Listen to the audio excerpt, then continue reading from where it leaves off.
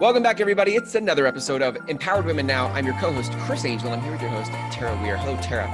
Good morning or afternoon, wherever Good morning. Yes, wherever you are in the world. Absolutely. Right. Yeah.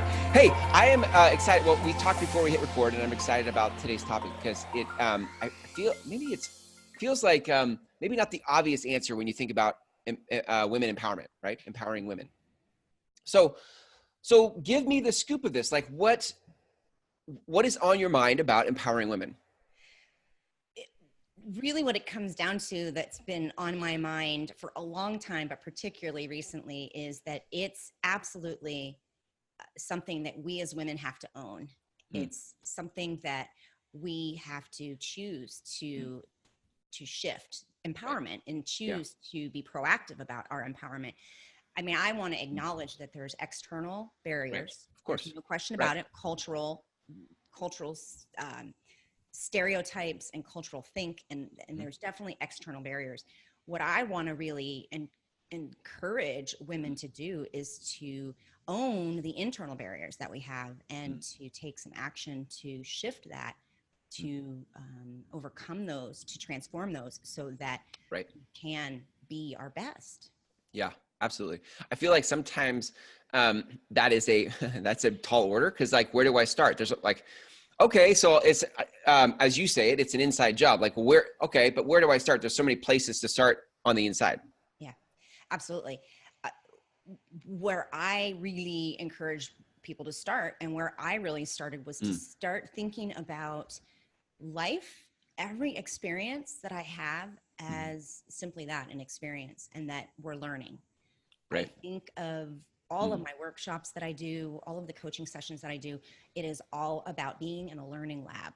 We come together to explore strengths, to identify areas to grow, to practice, and that it's all about learning. Right. That's where I believe it's important to start. So if you're saying, if we think about life as a learning lab, yes, rather than like, so sometimes it's easy to relate to life and the opportunities or risks in life, like like the stakes are too high, and so we don't take the risks because it doesn't feel like a learning lab. It feels like life and death, or it feels like the stakes are high, as as opposed to just experiencing and going for it. Right. So I mean, we put this into a very tangible example, right? Maybe it's I don't know, what would it be, like a promotion or like a presentation. I think that, or if somebody has the opportunity to speak in public, whether it's in a business or in an office, or whether somebody said, hey, that's really interesting, would you come and tell our group about that? It's those kinds of situations where I say yes, and then see it as an experience and learning. Give me this for a second, because I feel like sometimes, and this is a human thing, so I'm curious where it is, how it lands for women, right? But I feel like a lot of people don't feel like they have something to say, right? You know what I mean? Like, a presentation on what? Like, I don't have anything to contribute. I don't have anything to share. Or even if they have a topic, somebody has said, hey, I want you to come and talk to us about how you balance your checkbook, right?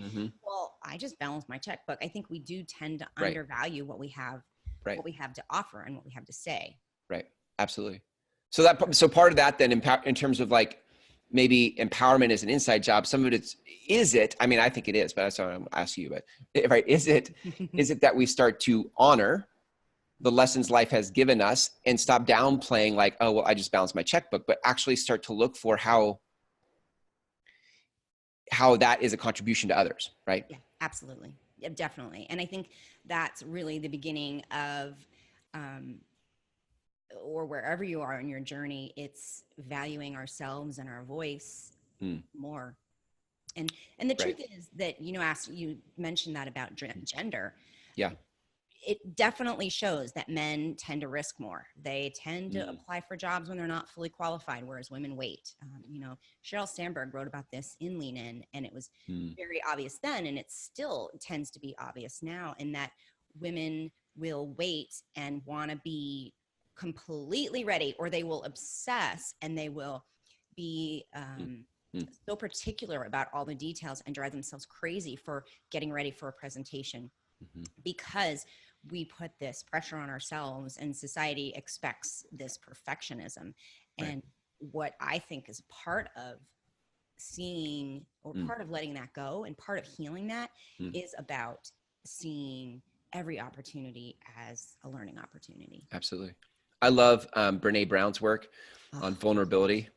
And yes. just because as you were talking about that, I just felt like there is somewhere in here is a reframe of how we're relating to these opportunities. So rather than relating to them as I need to be perfect and people won't accept me if I'm not perfect, or whatever the story is in your head about it, right? Right. That if you actually reframed it as where my power comes from is me being transparent, and that not my content, but the content that I'm speaking in my presentation, but the content of my character, if I want to say it that way, right, Yes. Yeah. is what actually moves people. Mm-hmm.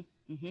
Yeah, I think that's true. And that's funny because that's a topic I really want to talk about is Hmm. vulnerability, authenticity, transparency, Hmm. and professionalism. Right. Because I used to think when I started my career 25, 30 years ago, I thought professional meant stiff, Mm-hmm. you know, Yep.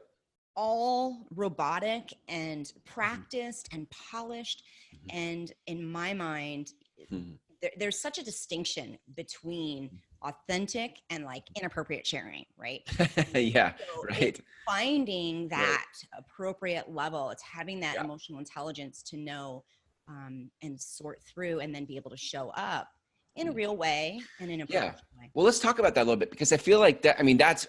Let's just even the impact of that on presentations. Like, Yeah. A presentation that comes from oversharing is never good. That's like awkward. Right. but Right. but if you can look back in your life and mine your life, MINE, right? Mine your life for lessons learned. Yeah. And then in that, I was always taught like find the lesson, then share where the breakdown was for you, and then share the victory, right? Absolutely. Then it Yeah. actually gives your people something to do with it. Like it's constructive. Right. I think you said it the other day, break down to break Mm. through. And I think that's what the reflection on our experiences allows us to get is that lesson Yeah. from the breakthrough. Right. And that's what storytelling is about. That's why Mhm. the power of a story in Yeah. any situation, Yeah. one-on-one or one to 1,000 plus, Right. stories are so powerful because Yeah. they help us relate to each other. It's Mm. personal Mm. and it's Mhm. and it's not oversharing if it's done properly. Right. Did you ever hear that? There was a saying that's like, how you do anything is how you do everything. Yes, Have you ever heard that? I have actually.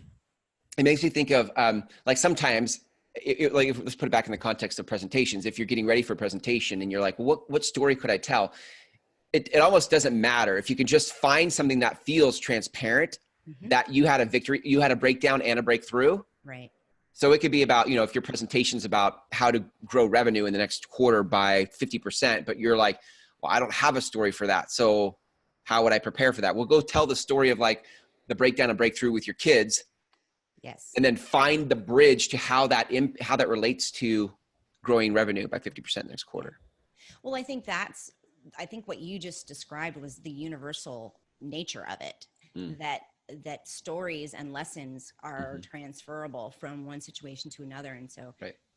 and the reality is this mindset that we're talking about, this Mhm. idea of learning as a learning lab as a way to approach life and approach situations, it's universal. And I think Mhm. that we as a gender of women tend to not view it that way, whereas I think men just from history have dove in. They're like, Mm. I'll figure it out, I'll BS Right. my way through, or sure, I can do that, yeah, I have Right. no idea what I'm doing, but I'll figure it out. Right. Because there's more of a tendency for them to do that naturally, whereas women tend to hold that back. Yeah, I love it. So there's an opportunity in this conversation for, I'm trying to make this actionable. If I think about like, okay, I'm listening to this, I get this, I hear what you're saying. Right? Empowerment is an inside job. Mm-hmm. Um, where do I start with that? Yeah, awesome question. Where I start whenever I'm about to do anything is I set a goal, Mm. one goal. Now I'm a goal person. Mm. I could just go crazy with them. And Mm. one way to think about it is to say, okay, in two different areas when I'm presenting, there's content. So what am I going to be saying? And then there's delivery. How am I going to say it? Mhm. What am I going to say and in what order? And then how am I going to say it to really make an impact? Right. So when I think about those, I set a goal for myself, or I encourage my clients to say, okay, I'm going to try to do this one thing this time in content. I'm going to try to do this one thing in delivery. Mm. And then learn how to, and I teach this too, is learning how to reflect from a strengths perspective. Yeah, there you go. We as humans tend to be critical beyond belief. We are the hardest critic on ourselves. And that stifles our learning. That stifles our growth. Right. So the beginning phase is to say, okay, I'm going to set one goal for myself in each area. Right. And then I'm just going to assess that afterwards and to see it as almost like a pre and post test, and then say, okay, Right. now, where can I grow? Right. Absolutely. I feel like, so I love that, because it gives us something actionable to go do. And I also know that, like, transformation is process creates transformation. Right. So it's not like we just go do it today and now, like, you're empowered, like, Done. Congratulations, you've arrived to empowerment. Right. Next stop, utopia. Wouldn't right. that be nice? But that's Wouldn't that be not great? true. Yeah. And so I know that a lot of times it's process of staying in the learning lab of it over time. Absolutely. To create the transformation that is empowerment. And one of the things I love that you do is you actually will come in and work with companies, Yes. Organizations, and over time, like, you'll come in and actually provide the structure and the environment for people to continue to rise in their empowerment. And this is stuff you actually do for people. So I really want to make sure people know how to connect with you. Absolutely. To bring you in for that type of support. Where can people go to connect with you that way? They can go to my website, which is powerfulconnectionsnow.com. Mm-hmm. And just shoot me you can connect to me on there and just shoot me an email from there. And I really believe that, and the truth is, it's a journey. Mm-hmm. And there are times when I feel strong and clear and focused. And then there's times when I need, in all areas. And then there's times when I need support and coaching and feedback and practice.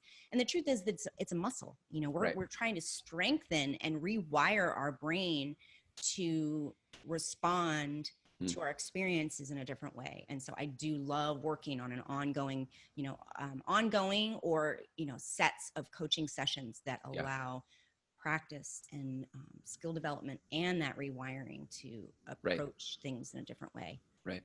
I know there are other types of services you do. What are some of the other things that you do with people as well? Well, I talk to women's groups, any group that women that gather, because my belief is that we can all strengthen our voice, and it doesn't have to be in a formal setting through a business and a presentation. It can be in a group of women, and these are such universal skills and such universal paradigms that I really want to inspire as many women as I can to just start being kinder to ourselves, being able to go through something that's maybe a little scary or a little exciting because it's scary, take a risk in their profession or take a risk socially or take a risk in their family, and then be able to reflect in a way that's loving and kind and compassionate, where they can actually learn from, as opposed to shut themselves down because they rip themselves apart, which is where I started. Right.